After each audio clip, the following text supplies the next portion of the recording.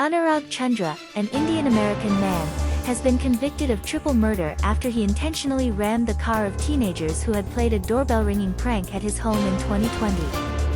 According to authorities, 3 teenage boys died, and 3 others were injured when they were struck by Chandra's car, and the vehicle they were in careened off the roadway and into a pole in Riverside County.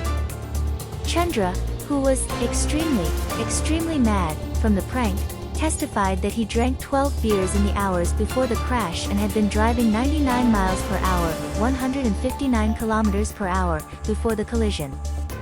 He said he was worried about his family's safety and followed the teens to express his anger. He stated that he never intended to strike the teens' car but rear-ended them after the Prius braked suddenly.